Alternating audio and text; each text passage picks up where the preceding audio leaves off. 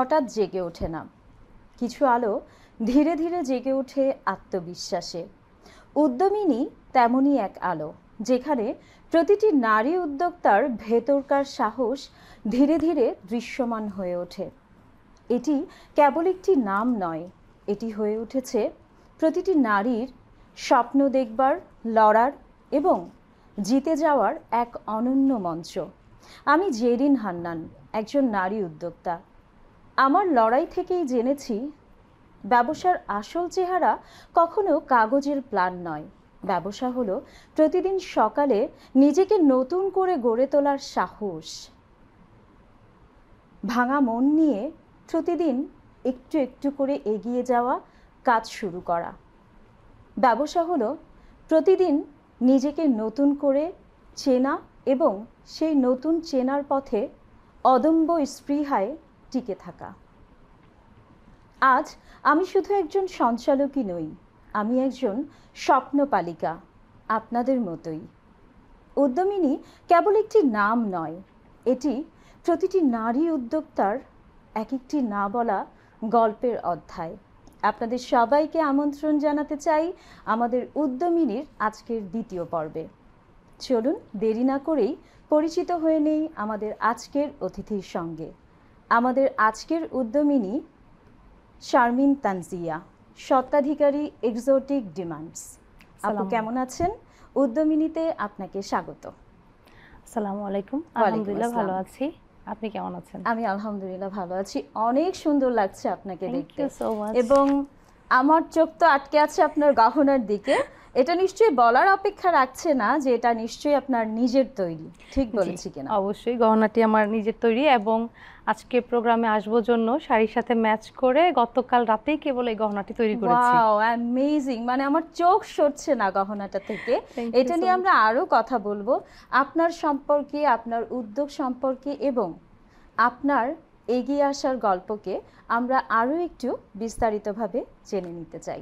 প্রিয় দর্শক, চলুন শারমিন তানজিয়া এবং তার উদ্যোগ এক্সোটিক ডিমান্ডস সম্পর্কে আমরা একটু জেনে আসি। জীবন সবসময় পরিকল্পনা মাফিক চলে না। কখনো কখনো জীবন এমনভাবে ভেঙে পড়ে যেখানে নিজের অস্তিত্বটাই প্রশ্নের মুখে দাঁড়ায়। তবুও কেউ কেউ থাকে যারা সেই ভাঙা টুকরোগুলো জোড়া লাগিয়ে নিজেকে গড়ে তোলে নতুন করে। এই গল্প ঠিক তেমনই এক নারীর, যার নাম শারমিন তানজিয়া, যিনি নিজেকে খুঁজে পেয়েছেন ভাঙনের পরে আধার পেরিয়ে নিজের আলো। উদ্যোক্তা হিসেবে তার পথ চলা এক্সোটিক ডিমান্ডসের হাত ধরে। কিন্তু এই পেজ শুধুমাত্র ব্যবসা নয়, এটা তার জীবনের শিল্পময় প্রতিবিম্ব। প্রতিটি গহনা যেন এক একটা গল্প, না কোনো কপি নয়, কোনো রেডিমেড ছাঁচে ফেলা ডিজাইনও নয়। এক একটি পিস তৈরি হয় এক একজন কাস্টমারের স্বপ্ন, বাজেট, পোশাক আর ভালো লাগা গেঁথে। তার সবচেয়ে পরিচিত সৃষ্টি ফ্লোরাল ব্রুচপিন, একটি নিজস্ব শৈলী যার সাথে সাজানো হচ্ছে হিজাব আর দেশীয় পোশাকের অনন্য মিলন। তবে এই সাফল্যের পেছনে লুকানো এক কষ্টের অধ্যায়। 2012 সালে মাত্র 15 মাস বয়সী সন্তানকে কোলে রেখে এক বিষাক্ত সম্পর্ক থেকে বেরিয়ে আসতে হয়েছিল তাকে, ডিভোর্স। তার কাছে কোনো লজ্জা নয়, বরং এক নতুন শুরুর দরজা, একটা সাহসী পদক্ষেপ যা তাকে আরো জীবন্ত করে তুলেছে।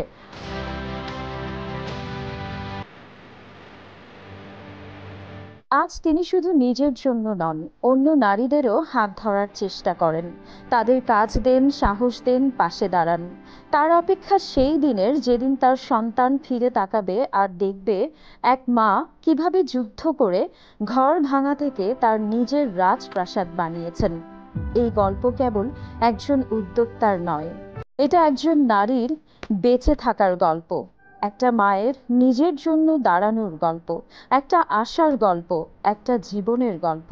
এটা শারমিন তানজিয়ার গল্প।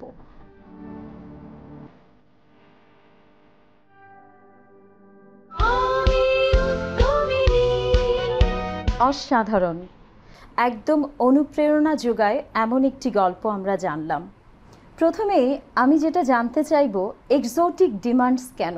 বিষয়টা কি এমন যে যারা একটু ইউনিক, একটু ডিফারেন্ট কিছু খুঁজতে চায় তাদেরকেই খুঁজতে হবে আপনাকে? অবশ্যই তাই।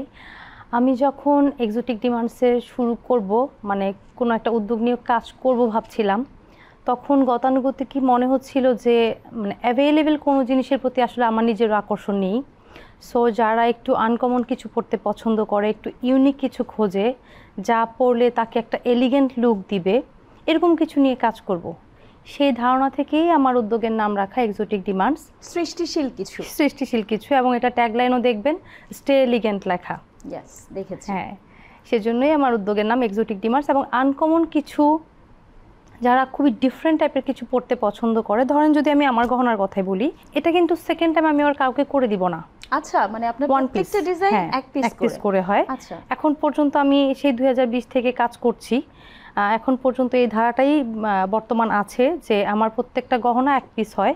আমি এটা ফার্দার অর্ডার পেলেও তাকে করে দিব না, আচ্ছা, তার জন্য আবার ডিফারেন্ট কিছু করে দিব। আচ্ছা। হয়তোবা এই আদলে একটু ডিজাইন চেঞ্জ করব, বাট সেম গহনাটা আমি আরেকজনকে দিব না। মানে প্রতিটি ক্লায়েন্টই মাস্টারপিস পাচ্ছে। Yes, এবং definitely. একটা কথা না বললেই নয়, আপনার নামের সাথে, আমি নিজেও আপনার অনেক গহনা দেখেছি, আপনি যেটা পরে আছেন সেটা থেকে তো আমার চোখ সরছে না, নামের সাথে একদম আপনার ডিজাইনগুলো বলে না খাপে খাপ মিলে যাওয়া, বিষয়টা Thank you. তেমনই হয়েছে। গহনা নিয়ে কথা বলতে গেলে যেহেতু আপনি একটু ইনোভেটিভ ডিফারেন্ট কিছু তৈরি করছেন, আপনি যখন এই ডিজাইনগুলো করেন, যখন এগুলো নিজের মাথার মধ্যে, নিজের মনের মধ্যে কল্পনা করেন, তখন কি আপনি নিজের মধ্যে কোনো গল্প বুনেন, নাকি এই প্রতিটা ডিজাইন, এই প্রতিটা শিল্প আপনার ভেতরের আত্মকথা হয়ে বেরিয়ে আসে? কোনটা? অ্যাকচুয়ালি আমি যখন গহনা করতে বসি, এটার মধ্যে দুইটা কনসেপ্ট আছে। একটা হচ্ছে যখন আমি নতুন করে একটা গহনা উঠাই, এটা একটা সাইড, আর একটা হচ্ছে কাস্টমার যখন আমাকে ডিমান্ড করে, তার ডিমান্ড। সো আমি ফার্স্টে আমার দিকটা বলি। যখন আমি নিজে গহনাটা তৈরি করি, আমার সামনে একটা মানুষ, মানে কাল্পনিক একটা মানুষ ভাসে। লাইক ধরেন আমি আপনাকে চিন্তা করছি, এই মানুষটা এরকম, তার লুকটা এরকম, তার সাথে কোন গহনাটা যাবে, বা কোনো একটা ওকেশনে, মানে যেহেতু আমি একটু এক্সক্লুসিভ জিনিস পছন্দ করি, সো একটা পার্টিতে গেলে তাকে যেন 10 জনের চোখে পড়তে হবে, মানে আমার ব্রেনে কাজ করে গহনাটা আমার এমন হইতে হবে যেন আর 10 জন জিজ্ঞেস করে আপনাকে যে আপনার গহনাটা তো সুন্দর, কোত্থেকে নিয়ে আসছেন। এখন আসলে গোল্ডের জিনিস ডেফিনেটলি সবাই অনেক পরে, বাট সবসময় সব জায়গায় কিন্তু গোল্ড পরা হয়ও না। সো গোল্ড একটা ক্যাটাগরি, বা ওইসব জুয়েলারি একদম আলাদা ক্যাটাগরি। আমি একটু ডিফারেন্ট ক্যাটাগরিতে কাজ করতে চাচ্ছি, যেটা সবার চোখে পড়বে। এই ডিজাইনগুলো কিন্তু শুধু যে শাড়ির সাথে যায় বিষয়টা তা নয়, আপনার ডিজাইনগুলো আমার কাছে মনে হচ্ছে যে কোনো অ্যাটায়ারের সাথে খুব ভালো করে মানিয়ে যায়। জি। আর যখন আসে আমার কাস্টমাইজেশনের কাজ, মানে কাস্টমার যখন, লাইক আপনি আমাকে একটা প্রোডাক্ট অর্ডার করছেন, সেক্ষেত্রে আমি আপনার সাথে খুবই কমফোর্টেবলি কথা বলিনি যে তার হচ্ছে বাজেট, কারণ আমার একটা এই কথাটাও আছে যে স্বাদ এবং সাধ্যের মধ্যে করে দেওয়ার চেষ্টা করি, বাজেট ফ্রেন্ডলি। সো আপনার বাজেটটা ফার্স্টে আমি শুনি, তার পছন্দের ধরনটা। লাইক এখন আপনি 3 লেয়ারের একটা গহনা পড়েছেন, এখন সে 3 লেয়ার পড়বে না 5 লেয়ার পড়বে না 1 লেয়ার পড়বে, সেটা আমাকে জানতে হবে সে কোন ধরনের পড়বে। হ্যাঁ, এবং সে কোন ধরনের কালারের শাড়ির সাথে বা তার ড্রেসের সাথে, কালারটা চাই ডেফিনেটলি, কোন ধরনের প্রোগ্রাম সেটাও একটা ফ্যাক্ট। হ্যাঁ, তো ওই সব মাথায় রেখে তারপরে আমি তার গহনাটা তৈরি করি। এবং গহনাটা তৈরি করার সময় ডেফিনেটলি তার সাথে আমি সেভারাল টাইমস কথা বলি যে আপনার গহনাটা এরকম উঠাচ্ছি, এই প্যাটার্নে উঠাচ্ছি। সেভারাল টাইম তাকে আমি ভিডিও কলে দেখাই। তৈরি করতে গিয়ে ক্লায়েন্টের সাথে একটা বন্ডিংও তৈরি হয়ে যায়। আমার অনেক, মানে এখন আত্মার মানুষ হয়ে গেছে, ছোট বোন হয়ে গেছে। এটাই সবচেয়ে বড় অ্যাচিভমেন্ট আমার কাছে মনে হয়। আর এই ইনগ্রেডিয়েন্টস গুলো কি আপনি নিজেই কালেক্ট করেন নাকি আপনার সাপ্লায়ার আছে? আমি সাপ্লায়ার আছে, সাপ্লায়ার কাছ থেকে নিজে গিয়ে পছন্দ করে নিয়ে আসি। এটা একটু ডিফিকাল্টিস হয়, বিকজ যেহেতু আমার ধরেন যারা একই জিনিস, ধরেন আমি এই পাঁদার ফলে কাজ করব, আমার যখন অনেক লাগবে একটা জিনিস, এক জিনিসের অনেক প্রোডাক্ট হবে, তখন ধরেন প্রাইস ভ্যারিয়েশন বা আদার জিনিসগুলো একরকম হয়। বাট আমার তো একদম খুঁজে খুঁজে আনকমন একটা জিনিস, আনকমন একটা কালার। মানে এই যে আমার প্রজাপতিটা আপনারা দেখছেন, এটা আমার রিসেন্ট একটা কালেকশন আসছে, প্রজাপতি গহনাটা, আলহামদুলিল্লাহ এটা বেশ ভালো আমি ফিডব্যাক পাচ্ছি। সো এটা কিন্তু আমার অনেক খুঁজে বের করতে হয়েছে যে একটু ইউনিক কিছু, একটু ডিফারেন্ট কিছু। হ্যাঁ, একটু ডিফিকাল্টিস হয়, বাট আমি এটা খুব এনজয় করি। যে মানুষ যখন খুব পছন্দ করে, বলে, হ্যাঁ, দিন শেষে এটাই আমার কাছে অনেক বড় প্রাপ্তি। একজন উদ্যোক্তার জন্য এর থেকে বড় আনন্দের আর কিছু হতে পারে না। 2012 সালে যখন সবকিছু ভেঙে পড়লো, তখন আসলে কোন জিনিসটা আপনাকে টিকিয়ে রেখেছিল? আসলে 2012 সনটা আমার জীবনের একটা খুবই দুঃখজনক অধ্যায়। 2012-তে যখন আমার সাথে এই ধরনের একটা ঘটনা ঘটে, তো দ্যাট মিনস আমার ডিভোর্স হয়ে যায়। হ্যাঁ, আমার ব্রেনে তখন আমার ফ্যামিলি আমাকে প্রচণ্ড ব্যাকআপ দিয়েছে তখন মেন্টালি। বাট আমি তখন মানে আমার মনে হচ্ছিল যে আমি এই যে মানুষটা আছি এখন কান্নাকাটি করব, সবার সাথে আমার দুঃখের গল্প বলবো, আমার মেয়েকে নিয়ে আফসোস করবো, এই পর্যন্তই। সবাই শুনবে, বুঝাবে, আমাকে সান্ত্বনা দিবে, কান্না করো না, এই না সেই না, জাস্ট এতটুকুই। বাট কেউ কি আমার জীবনটা ঠিক করে দিতে পারবে? কেউ কি আমার সন্তানকে এনে দিতে পারবে? কেউ কি আমার সংসারটা জোড়া লাগাই দিতে পারবে? পারবে না। তাহলে আমি কান্নাকাটি করে আমার লাইফটাকে স্পয়েল করার কোনোই মানে হয় না। আমাকে আমার নিজের পরিচয়ে দাঁড়াইতে হবে, আমার নিজেকে ঘুরে দাঁড়াইতে হবে, এবং আমার পরিচয়ের কারণে একদিন আমার বাবা মা আমার জন্য গর্ববোধ করবে, আমার মেয়ে আমাকে খুঁজে পাবে, আমার মেয়ে আমার জন্য সেলফ গর্ববোধ করবে যে আমার মা একটা ভালো ডিসিশন নিয়েছে। এটা আমি ফিল করি। Divorce is not an accident, it's an incident. আমি সবসময় কথাটা বলি। হ্যাঁ, ডিভোর্স মানে যে খারাপ কিছু তা অবশ্যই না। আমি একটা অত্যাচার থেকে বেঁচে আসছি, সো আমি এটাকে কখনোই খারাপ দিকে নিই না। আমি যদি এসে স্পয়েলড হয়ে যেতাম, আপনার আমাকে স্পয়েল পাইতাম, তাহলে আপনারা বলতে পারতেন যে না এটা খারাপ দিকে গেছে। আমি আমার নিজেকে ঘুরে দাঁড়াতে মানে স্ট্রংলি দাঁড়ানোর চেষ্টা করছি। আমি শুধু না, আমি অনেকজনকে এই ব্যাপারে সাপোর্টও দিচ্ছি মেন্টালি। আমার দ্বারা যতটুকু সম্ভব হচ্ছে আমি চেষ্টা করছি। প্রশংসনীয়, প্রশংসনীয়।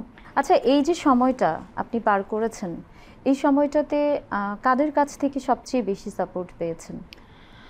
আমার ফ্যামিলি সবার আগে খুবই সাপোর্টিভ। আমার মা, এক কথায় আমি বলি আমার মা আমার রোল মডেল, অনেক সাপোর্ট করেছে। আমার বোন, ভাই, অল ফ্যামিলি মেম্বার্স অনেক, সবাই খুব সাপোর্টিভ ছিল। এবং আর এরপর আমি ডিভোর্সের পরপর BGME university of fashion and technology থেকে আবার পিজিডি করেছিলাম মার্চেন্ডাইজিংয়ে।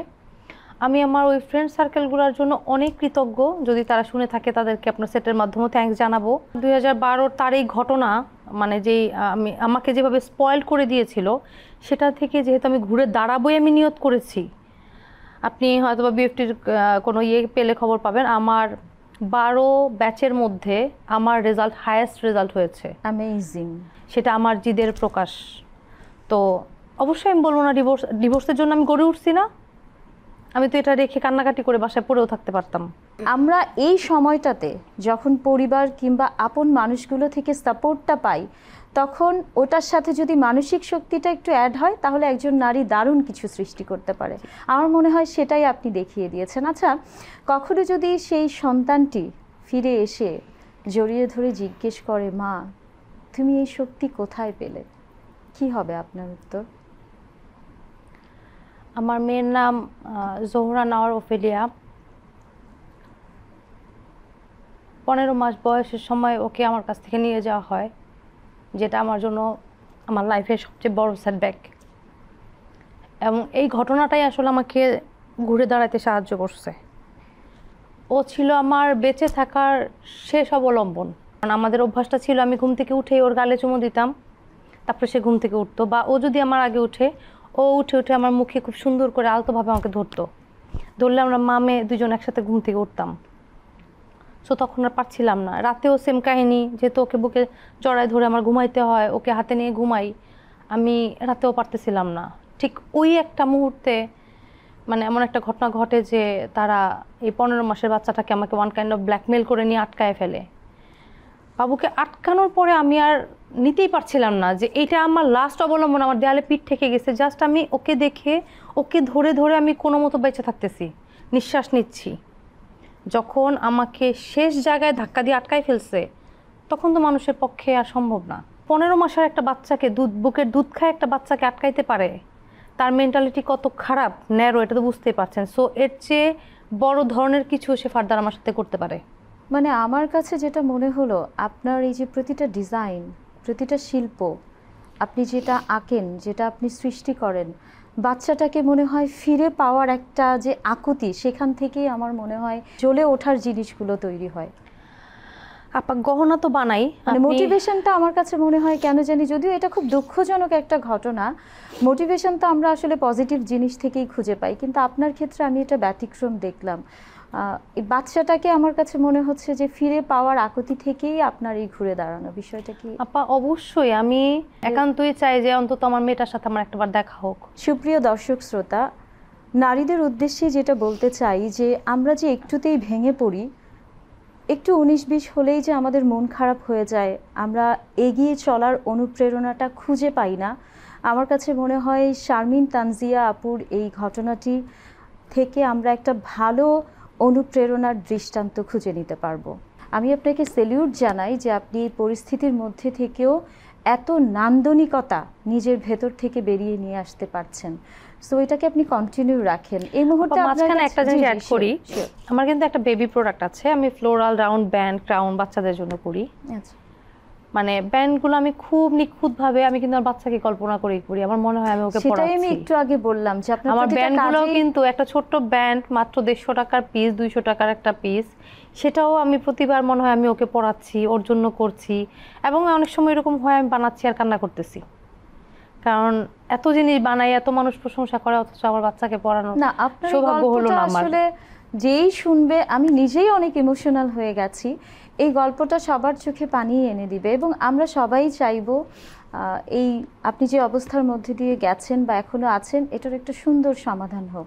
আপা, এই মুহূর্তে এই যে আপনার এই গল্প থেকে অনুপ্রাণিত হয়ে কেউ যদি এসে আপনার কাছে একটা পরামর্শ চায়, আপনি তাকে কি পরামর্শ দিবেন? যারা নতুন, যারা আসলে এই সেক্টরটিতে কাজ করতে চায়, বিশেষ করে যাদের মধ্যে এই প্রতিভাটা আছে যে নিজের মতো করে কিছু সৃষ্টি করা, তাদেরকে আপনি কি পরামর্শ দিবেন? আপা, আমার ব্যাকগ্রাউন্ড তো জেনেছেনই যে আমি আগে কিন্তু মানে কর্পোরেট সেক্টরে ছিলাম, ফরেন বাইং হাউসে জব করতাম। সো হঠাৎই উদ্যোক্তা জীবনে আসা, হঠাৎই আসা বলতে আমার আম্মু অসুস্থ হয়ে গেছে, হঠাৎ পরপর 2বার হচ্ছে স্ট্রোক করেছে। এরপরে আমি হচ্ছে জবটা আসলে ছেড়ে দিয়ে বাসায় বসে গেছি, যেহেতু কাজ করে অভ্যাস হয়ে গেছে। এবং তার চেয়েও বড় বিষয় যে আমার মেন্টাল পেইন তো রয়েছে, যে আমার নিজের একটা পরিচয় ক্রিয়েট করতে হবে, আমাকে দাঁড়াইতে হবে, ঘুরে দাঁড়াইতে হবে। সো আমি বসে থাকতে পারবো না। একটা জিনিস কি, ওই যে মানুষ বলে না যে অলস মস্তিষ্ক শয়তানের আড্ডাখানা। এখন আপনি সেটব্যাক আছে এটা নিয়ে বসে চিন্তা করলেন, হাও মাও কান্নাকাটি হাবি যাবি, এতে তো সময় নষ্ট। এর চেয়ে আমি যদি আমার ব্রেনটাকে প্রোডাক্টিভ কিছুতে সময় দিই, প্রোডাক্টিভ কিছু করি, সেটা আমার জন্য ফ্রুটফুল হবে। হ্যাঁ, সেটা এখন একজন উদ্যোক্তা যদি কাজ করতে চায়, তার কোন গুড সাইড আছে, কে কোন দিকে এক্সপার্ট, সেটা তো কেউ জানি না। আমিও কিন্তু আপা গহনার কোনো এক্সপার্ট ছিলাম না, কখনো বানানো তো প্রশ্নই আসে না। ইভেন আরেকটা কথা বলি, আমি কিন্তু কোথাও থেকে কোথাও থেকে একটা গহনা ট্রেনিং নিয়ে নিই। একান্তই আমার নিজস্ব আবিষ্কার, একান্ত নিজে নিজে আমি মনে মনে ভাঙি গড়ি করতে করতে করা। হ্যাঁ, তো আমার এই ইস্যু আলাদা। এতটুকু বলবো যে বর্তমানে উদ্যোক্তা সেক্টরটা কিন্তু খুবই চ্যালেঞ্জিং। এত উদ্যোক্তা হয়েছে, তো তাকে উদ্যোক্তা হিসেবে পরিচিত হওয়ার আগে সে যে বিষয়টা নিয়ে কাজ করতে চাচ্ছে, তার ন্যূনতম কিছু জিনিস একটু ঘাটাঘাটি করে নামা উচিত, একটু বোঝা উচিত মার্কেটে কারা কম্পিটিটর আছে এবং তার ইউনিকনেসটা কি হবে। আপনি শাড়িটা পরেছেন, জামদানিতে সবাই পরে, আমি এই শাড়িটা পরেছি, এই ধরনের শাড়ি পরে, আমি এই শাড়িটা পরেছি, এটা ডিজাইনার কালেকশন। হ্যাঁ, তো আপনার কাছ থেকে যে আমি নিব, কেন নিব? একটা ডিফারেন্স, যদি ডিফারেন্স ক্রিয়েট করতে না পারে, তাহলে তার শুধু উদ্যোক্তার খাতায় নাম লেখায় লাভ নাই। সো সে যে জিনিসটা নিয়ে কাজ করবে, তাকে এটা নিয়ে একটু ডিপলি স্টাডি করে নামা উচিত। অনেকেই বলে কি, আগে নামি, ভুল হলে শিখবো, সেটা তো হতেই থাকবে। আপনি এত বড় উদ্যোক্তা হয়েছেন, এখনো অনেক জায়গায় ভুল পাবেন না? অবশ্যই। হ্যাঁ, তো একদম বেসিক কিছু জেনে অ্যাটলিস্ট টুকটাক 2-4 জনের সাথে মিশে, এবং এখন বর্তমানে প্রচুর কিন্তু অনলাইন ট্রেনিং, অফলাইন ট্রেনিং, বিভিন্ন উদ্যোগ আছে। সো কিছু মানুষের সাথে মিশে একটু জানা বোঝা করে তারপরে নামা উচিত। হুট করে হুজুগের মাথায় আসলে নামাটা বর্তমান সিচুয়েশনের জন্য ওয়াইজ ডিসিশন হবে না। যাক, একটা দারুণ পরামর্শ দিলেন। আর সবশেষে, এই যে এত দুঃখের পর, এত কষ্টের পর যখন এই জিনিসগুলো আপনি তৈরি করেন, আর যখন দেখেন যে আপনার ক্লায়েন্ট সেটা পরেই কোনো একটা অনুষ্ঠানে যাচ্ছে, কোনো একটা প্রোগ্রামের নববধূ আপনার তৈরি গহনা পরে সে নতুন বাড়িতে যাচ্ছে, এই জিনিসগুলো আপনাকে কতটুকু আপনার ভেতরে আনন্দ জাগায়? সেই কষ্টটুকু কিছুটা হলেও কি একটু কমে? একটা ক্লায়েন্ট যখন আমার গহনাটা হাতে পায়, জানায়, তখন থেকে একটু টেনশন কাজ করে, সে পড়লো, কখন ফিডব্যাক দিবে, ওয়েট করে থাকি। সে যখন ফিডব্যাক দেয়, একটা ছবি দেয়, মানে আমার মনে হয় এর চেয়ে আনন্দের মুহূর্ত আর হতে পারে না। আমি পেমেন্ট পাওয়ার চেয়ে বেশি আনন্দ পাই যখন তার হচ্ছে ছবিটা পাই, সে যখন জানায় যে আপু খুব পছন্দ হয়েছে, সবাই খুব খুশি হয়েছে। মানে কি বলবো, এটা অ্যামেজিং একটা ফিল। যতক্ষণ পর্যন্ত এই জিনিসটা দেখি, ভালো লাগে, ঘুরে ঘুরে দেখি এক একটা ক্লায়েন্ট কী করছে, তারা আবার অনেক মানুষ রেফার করে, এই জিনিসগুলো আসলে এগিয়ে ভাষায় যাওয়ার ক্ষেত্রে সবচেয়ে বড় অবশ্যই অনুপ্রেরণা হিসেবে কাজ করে। তখন আরেকটা গহনা আরো কাজ করার জন্য ইন্সপায়ার্ড হই যে না আমার জিনিসগুলো তো সবাই খুব পছন্দ করছে, পিছিয়ে যাওয়ার তো কারণ নেই, তাই না? সেটাই। আপনার এই মোটিভেশনটা চলমান থাকুক, আপনার উদ্যোগ অনেক অনেক দূর এগিয়ে যাক, সেটাই আমরা চাইবো। এবং ব্যক্তিগত এই সমস্যাটার খুব সুন্দর একটা সমাধান হোক, সেটাই আমাদের একমাত্র দোয়া। আপনি এটা নিয়ে কখনোই মন খারাপ করবেন না, এবং আপনি যে দৃষ্টান্ত নারীদের জন্য উপস্থাপন করেছেন, আমি মনে করি প্রতিটা নারীর যার জীবনে এমন ঘটনা আসেনি, আমি মনে করি তারও এখান থেকে শেখার অনেক কিছু রয়েছে। শারমিন তানজিয়া, আপনাকে অসংখ্য ধন্যবাদ আমাদের উদ্যমিনীতে আসার জন্য। আপনি আপনার মূল্যবান সময় থেকে এই যে সময়টুকু দিয়ে গেলেন, এটা আমাদের সবার জন্য একটা অনুকরণীয় দৃষ্টান্ত হয়ে থাকবে। সবসময় ভালো থাকুন এবং মানসিকভাবে এভাবেই উজ্জীবিত থাকুন। আমাদের দর্শকদের উদ্দেশ্যে কিছু বলবেন? উদ্যমিনীতে আসতে পেরে আসলে আমি খুব ভালো ফিল করছি যে অন্তত আমার সম্পর্কেও মানুষ জানুক। তাছাড়া সবচেয়ে জরুরি যে বিষয়টা, আমি সবাইকে উদ্যমিনীর মাধ্যমে ইন্সপায়ার করতে চাচ্ছি। নেগেটিভ মেন্টালিটি আমাকে শুধু নেগেটিভের দিকে নিয়ে যাবে, পজিটিভ মেন্টালিটি আমাকে পজিটিভের দিকে নিয়ে যাবে। আপনি মিশবেন যারা পজিটিভ মানুষ কথা বলে, পজিটিভ কথা বলে তাদের সাথে। আপনি চলবেন তাদের সাথে যারা পজিটিভ কথা বলে, সমালোচনা যারা করে তাদেরকে অ্যাভয়েড করে চলার চেষ্টা করবেন। ভালো জিনিস শুনবেন। ওই যে ব্রেনকে, আমি যদি ভালো খাবার খাই আমি ভালো থাকবো, পচা খাবার খেলে আমি অসুস্থ হয়ে যাব। সো আমি যদি আমার ব্রেনকে ভালো পজিটিভ তথ্য দিই, পজিটিভ জিনিস শিখি, শুনি, জানি, আমি পজিটিভ থাকবো। সো ভেঙে পড়ার কোনোই কারণ নেই। মানুষের জীবনে আপস অ্যান্ড ডাউনস থাকবেই, কিন্তু এটা থেকে ঘুরে কিভাবে দাঁড়াবো সেটা আমাকে খুঁজে বের করতে হবে। অবশ্যই। আমার সামনে 10টা সমস্যা আসবে, এখন যখন আমি সমস্যা খুঁজবো, আমি কিন্তু বারবার শুধু সমস্যা সমস্যা এবং সমস্যাই পাবো। বাট আমি যখন খুঁজবো যে ঠিক আছে এই সমস্যাটা হয়েছে, এখন আমার সলিউশন লাগবে, আমি তখন সলিউশন খুঁজবো। অবশ্যই। ঠিক আছে? সো শুধু প্রবলেমের দিকে ফোকাস না করে আমার প্রবলেমটাকে ঘিরে যেটা সলিউশন হতে পারে সেটার দিকে ফোকাস করাটা উচিত। আজকের গল্প ছিল শারমিন তানজিয়ার, যিনি তার নিজের জীবনের সকল চ্যালেঞ্জকে রূপান্তর করেছেন সম্ভাবনায়। কিন্তু গল্প এখানেই শেষ নয়, কারণ প্রতিটি নারীর প্রতিটি লড়াই, প্রতিটি হারজিত এক একটি নতুন অধ্যায়ের শুরু। আজকের পর্ব থেকে আমি বিদায় নিচ্ছি, তবে আগামী পর্বে আবারও হাজির হব নতুন সফল কোনো উদ্যোক্তার সাথে, নতুন সাহসিকতায়। সে পর্যন্ত স্বপ্ন দেখুন, নিজের উপর ভরসা রাখুন এবং এই ভরসা নিয়েই সামনের দিকে এগিয়ে চলুন। বিটিভির সাথেই থাকুন।